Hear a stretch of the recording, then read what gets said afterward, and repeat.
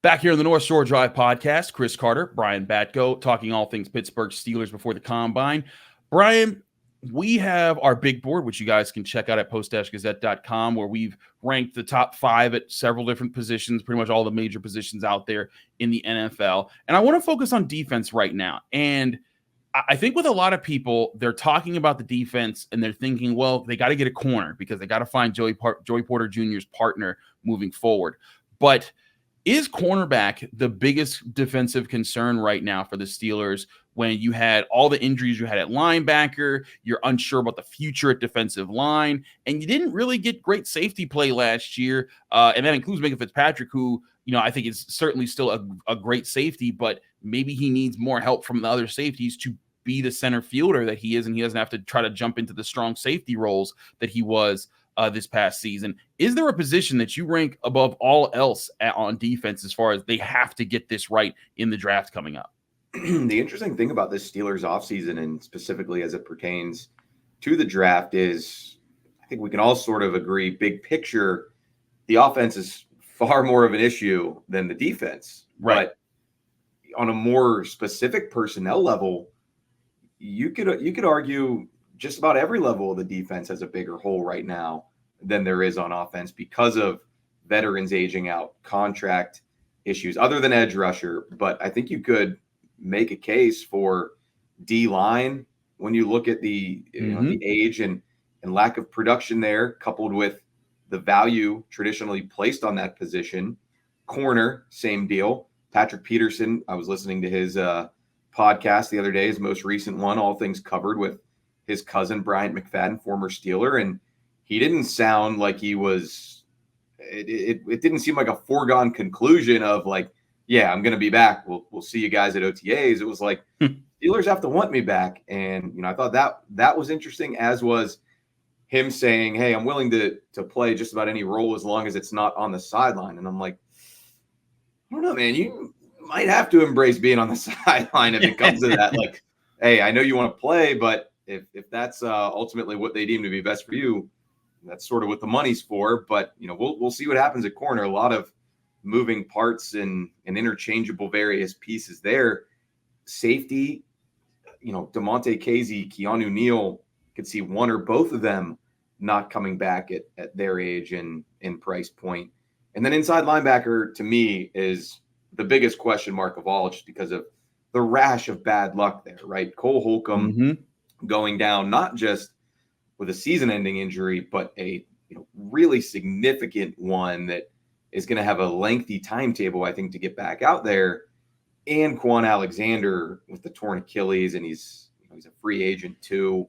You might just have to cut your losses with that one. And Elandon Roberts, while a nice find, I think he is still a little bit limited, or at least will become more limited as he gets older. So, I don't really know what they do there. I tend to think that shoring up inside linebacker, whether it's with an instant starter or a better backup plan than a Mark Robinson or a, if healthy, Cole Holcomb, might be the biggest vacancy on paper. But again, I think you could, compellingly talk about really any other position being where the Steelers need to spend their highest pick on defensively.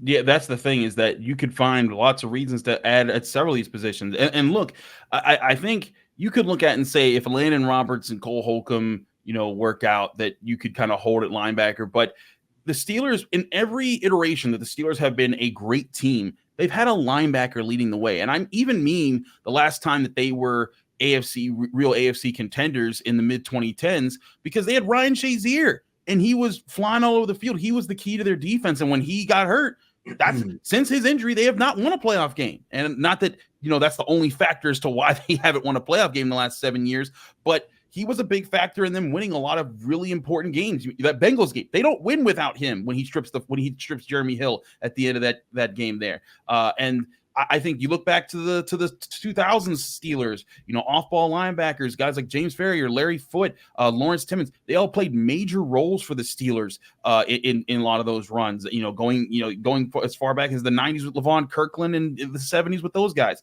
Like, there's just so many factors where I think linebacker is an important position. But you have to ask yourself, where do you get that linebacker? Because there's guys I really like in this class. And I look – sorry, go ahead. No, I was going to say I was pretty critical of the Steelers, honestly, and their plan at linebacker coming out of free agency last year. I didn't really think Cole Holcomb, Elandon Roberts were going to move the meter much. And yet, they proved me wrong with the way they were playing. And that's why it is, just such an unfortunate turn of events there for Omar Khan, Mike Tomlin and company, and obviously those guys themselves, that the moves they made, despite, working out on the field, were undone by injuries. And it's not like it was just nagging stuff that kept them off the field. No, it was acute, significant losses that you really can't project or predict. And, the other guy who, of course, became much more a part of the mix there in the playoffs was Miles Jack. And just from talking to him for a story I did on his hockey ownership last weekend, I don't get the sense he's going to be back with the Steelers and maybe not even back in the NFL. He was pretty much called out of the bullpen for those, last couple of months of the season unexpectedly, had to work his way back into shape. So I do occasionally see tweeters or whoever saying, what about just bringing back Jack on another 1-year deal as a insurance policy?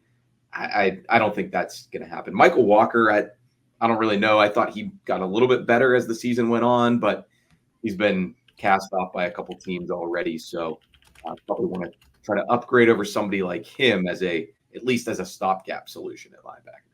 Yeah, I feel you on that, and there needs to be answers there, because also, like, we've talked about in other episodes, talking about the need to help Minkah Fitzpatrick by getting some strong safeties or guys that can help in the box, so that he doesn't have to be that presence there. He can play more center fielding, free safety. Having cover linebackers is another way to do that. And one guy who you mentioned in your mailbag, who I really like in the draft, is Peyton Wilson out of NC State. Now, I'm not so sure where Peyton Wilson will go anymore. About like a couple weeks ago, he was projected as a 3rd or 4th round pick, and I'm like, that's a steal, because I've seen that guy play in the ACC. He'd be really good with the Steelers.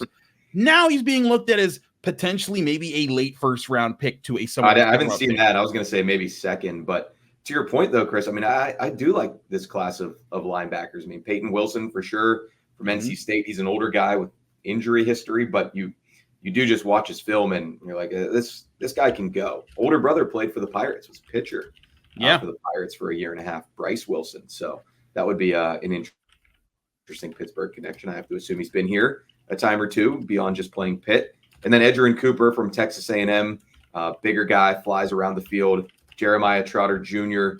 Mike Tomlin is going to love the NFL bloodlines with him coming out of Clemson. Junior Colson from Michigan. I think there's maybe some scarring from Steelers fans when you look at a Michigan inside linebacker. But when I watch him and read about him, Chris, it seems like he's sort of everything Devin Bush wasn't. I mean, he's got the size. He's like 6'2" or 6'3", 240. He's able to get off blocks. I wouldn't be too concerned about taking another linebacker from that defense and him not working out. And then the last kind of sleeper name who's been on my radar a little bit lately, James Williams from Miami. Ooh. Everywhere you look, he's listed as a safety, and that's what he played for the Canes. But he's like 6'5", 220. I wonder if that's a guy that you just say, hey, he's a hybrid. We can use him as an inside linebacker if we put some weight on him. He was a big-time recruit. I'll be curious to see how he tests at the combine for sure. That certainly would be very interesting, because his fellow safety from Miami, Cameron Kitchens, he's an actual safety who will probably go. Yeah, like he'll go somewhere in the 2nd, 3rd, 4th round at the latest. But James Williams, he's being projected as a guy that might go like in the 5th round, and that's kind of where you take those type of project players, where like, hey, if this hits, we look really good for it, but you're not taking a big risk for it. And so a James Williams type is there. I like the idea of getting a linebacker. Now, I'm not saying that like they should take a linebacker in the 1st round. That value is just very different in today's NFL. And if there's a corner in the 1st round that looks like you think is CB1 or CB2, or basically a CB1 A or B with Joey Porter Jr. for the next few years, that's a tough thing to pass up, because if the Steelers can find 2 pillar cornerbacks to kind of base their defense in, that could solve a lot of issues moving forward for the next several years. But if you're looking at trying to add guys in this on day 2 of the draft, linebacker could be a sneaky play there. Also wouldn't rule out safety, because there's some really good guys there as well. I really like Tyler Newman out of Minnesota. I like some elements of Kitchens, but I also think that there are plenty of other safeties who could be solid picks later on. Jaden Hicks out of Washington State's another one that I really come to like. But there's a point being, there's a lot of depth in this draft that can address multiple positions. And I wouldn't be surprised, even though everyone's talking about offense and center and tackle and quarterback and all these other things, don't be surprised if there's quite a few defensive players the Steelers take a hard look at. Yeah. And the inside linebackers, probably nobody worth first round, but riffing off what you said there about the corners, finding one of those guys for years to come to pair with Joey Porter Jr., it would also be great, obviously, for the Steelers to find an inside linebacker to play in the middle of their defense for years to come too. It so much with the draft, I feel like, Chris, is, yes, it's acquiring, evaluating talent, but it's also allocation of resources. And to me, you've got your shutdown number one corner of the future in Joey Porter Jr. Do you really need to throw another really high pick at that when you feel like, hey, we've got the guy who's going to shadow, we can spend a little less, whether it's draft capital or salary cap space, on our second corner? Absolutely. But there's also the question of who they still have on their roster who didn't get a lot of chance to play last year or got some chances and might be the future options. We'll talk about those types of players right after this break here on the North Shore Drive podcast from the Pittsburgh Post-Gazette.